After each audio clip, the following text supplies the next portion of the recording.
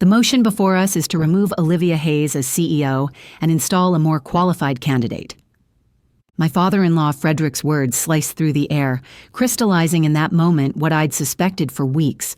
The mahogany conference table, the one I'd salvaged from a liquidation sale 15 years ago when I couldn't afford office furniture, suddenly felt like it was tilting beneath my fingertips. Around me sat my husband's entire family, their faces alight with barely concealed triumph. Nathan avoided my gaze, positioned strategically between his parents, his leather portfolio placed precisely at the table's center like a barrier. "She's just a housewife who got lucky," burst out my brother-in-law Martin, his voice echoing in the conference room I'd designed. Right place, right time when Nathan's app took off. But running a tech company? Come on.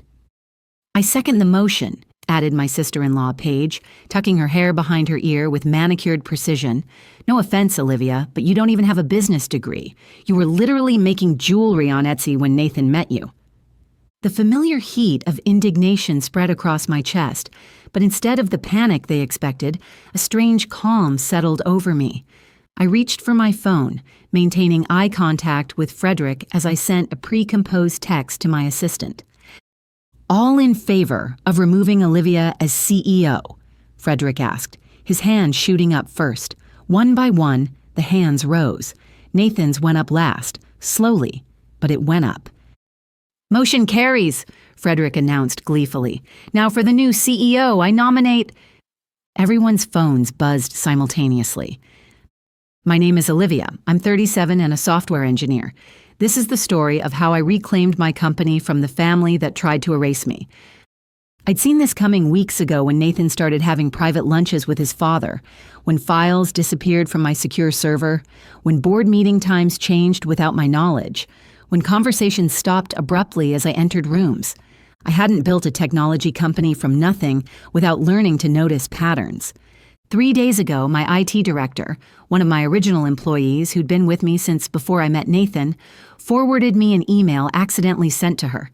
It detailed today's plan to vote me out, right down to the conference room seating arrangement.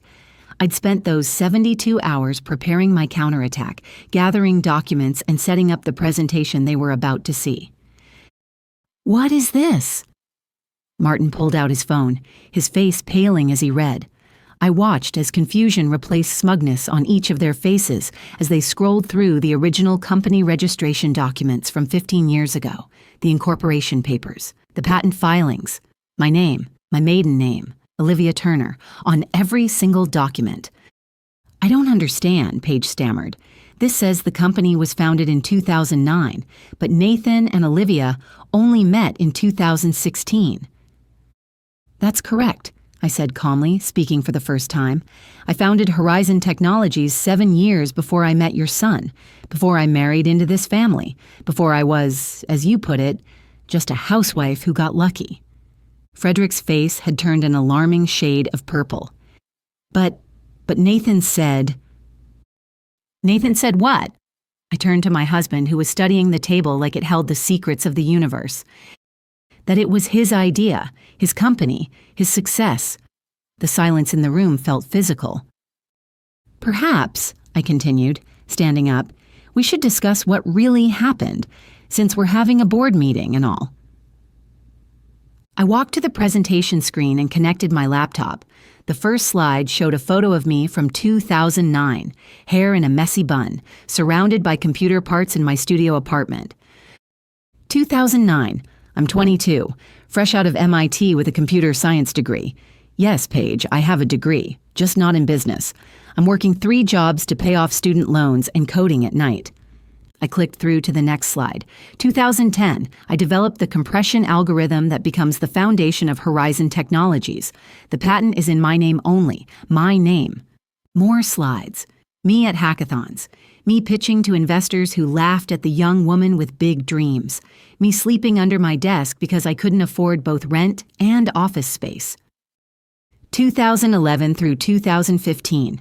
Bootstrapping, building, every line of code in our core product, I wrote it. Every client pitch in those early days, I gave it. Every 20-hour day, I worked it. The room was dead silent now. I clicked again.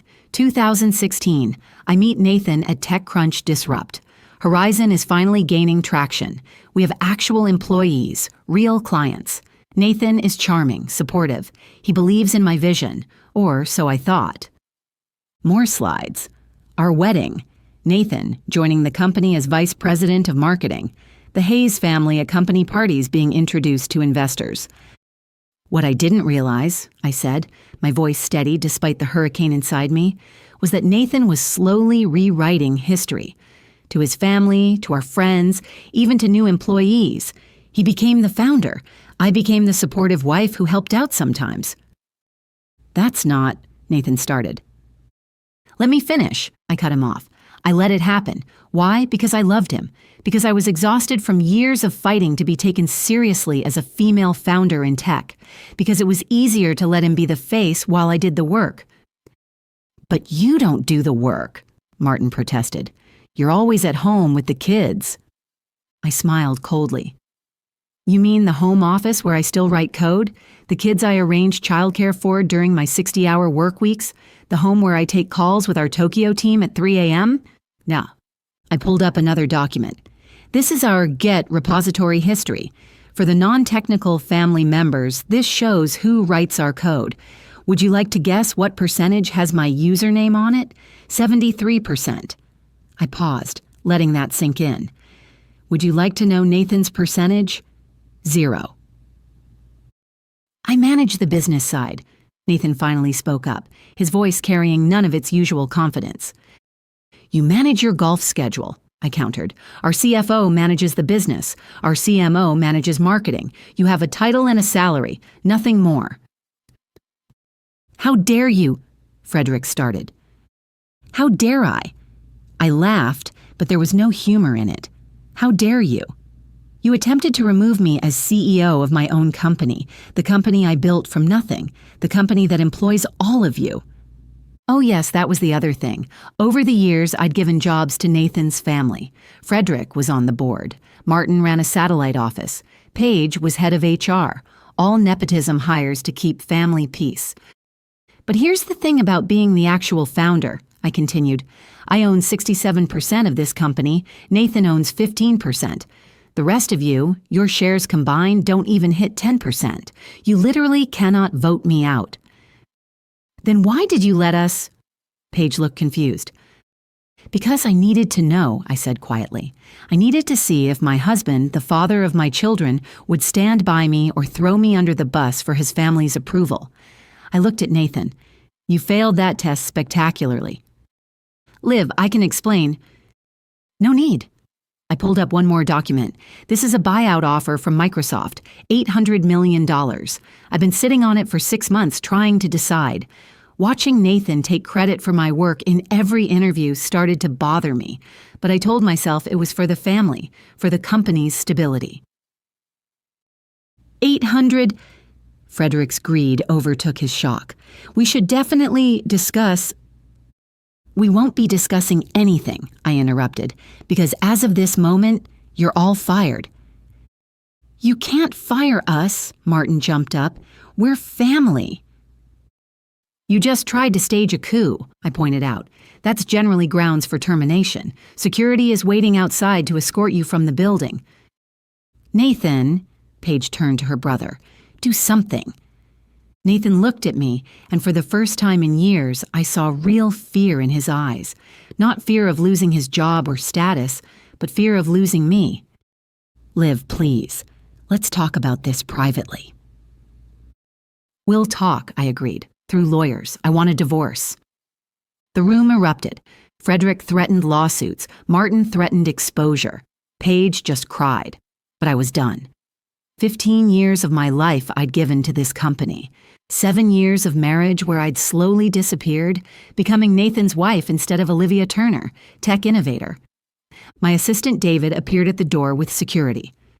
Should I have them escorted out? It's Miss Turner, I corrected. And yes, please. As security herded out my soon-to-be ex-in-laws, Nathan lingered. The kids will be fine, I said, anticipating his concern. They'll have a mother who doesn't hide her accomplishments to protect male egos. That's worth more than an intact marriage built on lies. I never meant for it to go this far, he said quietly. At first, it was just easier to let people assume, and then you started believing your own lies, I finished. You actually started thinking you built this, that you deserve the credit. I love you, he said. You love the idea of me, I corrected. The supportive wife who makes you look good, but you don't even know me. Did you know I'm keynoting at 3 conferences next month? That I just got invited to join the National Science Board? Of course not, because Olivia the CEO doesn't fit your narrative. He left without another word. The divorce was messy, but quick. Nathan tried to claim he deserved half the company as marital property. My lawyer laughed and showed the judge incorporation documents predating our marriage by 7 years. The proceedings took just 4 months to finalize, and I was granted primary custody of our children, with Nathan having them every other weekend and Wednesday evenings. The settlement was signed 6 months after that boardroom confrontation. Nathan got his 15% and a generous settlement. I got my freedom. The buyout offer from Microsoft? I turned it down. Instead, I took Horizon Technologies public. Opening day, we hit a $2 billion valuation. My 67% stake made me one of the wealthiest self-made women in tech.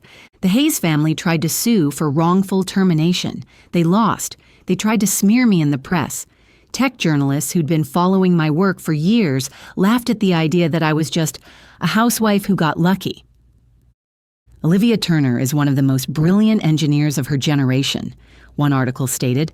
The fact that she's been hiding in plain sight, letting her husband take credit, says more about sexism in tech than it does about her capabilities. Nathan tried to launch his own startup with his buyout money. It failed within 6 months. Turns out, charm and confidence don't write code or build products. 6 months after the divorce, I was at a Women in Tech conference when a young founder approached me. Ms. Turner, I just wanted to say thank you. Your story gave me courage to stop letting my co-founder minimize my contributions. What happened? I asked. I fired him, she grinned, and got our biggest client the next day. Turns out they'd always thought I was the talent anyway. Good for you, I said, meaning it. That night, in my new apartment overlooking the bay, I video called my kids. They were with Nathan for the weekend, but we talked every night. Mom, Dad says you stole the company from him, my daughter Emma said. She was 12 and too smart for her own good. What do you think? I asked. I think Dad couldn't steal something that was already yours, she said. Plus, I Googled it. Your name is on everything from before you even met Dad. When did you get so wise? When I realized I was turning invisible too, she said quietly. Every time I did well in math, people said I got Dad's brains, even though you're the one with the MIT degree. You're not invisible to me, I said. I know, that's why I'm going to be like you, the real you, not the pretend housewife version. That version wasn't pretend, I corrected gently. I am a wife and mother. I'm just also a CEO and inventor. Women can be multiple things. Yeah, Emma grinned. We can be everything. 2 years later, Horizon Technologies hit a $5 billion valuation. I was on the cover of Forbes, Fortune, and Wired in the same month. The headlines all mentioned that I was a single mother, but they led with my innovations, my leadership, my vision. The Hayes family meeting had been meant to diminish me, to put me in my place. Instead, it freed me. No more hiding. No more letting others take credit. No more shrinking myself to fit someone else's narrative. Frederick still sends Nathan angry emails about the family fortune I stole. Martin works at a Best Buy.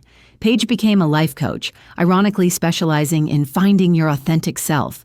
And Nathan, he remarried last year, a young woman who thinks he's a tech visionary down on his luck. I wanted to warn her, but some lessons you have to learn yourself. My phone buzzed. A text from my assistant about another acquisition offer, this time from Google. I smiled and texted back. Schedule a meeting. And David, make sure the conference room has better chairs than that old mahogany table. We're not a garage startup anymore. Though sometimes I miss those days. Just me, my code, and a dream. Before I learned that sometimes the biggest threat to your success isn't market competition or technical challenges. Sometimes it's the people who claim to love you while plotting your downfall around your own conference table. But every empire faces coup attempts. The strong ones survive by remembering who really holds the power. And in my company, built with my code, my vision, and my 15-hour days, that would always be me. Not the housewife who got lucky. The founder who got even. Before you go, here's a quick bonus for sticking around.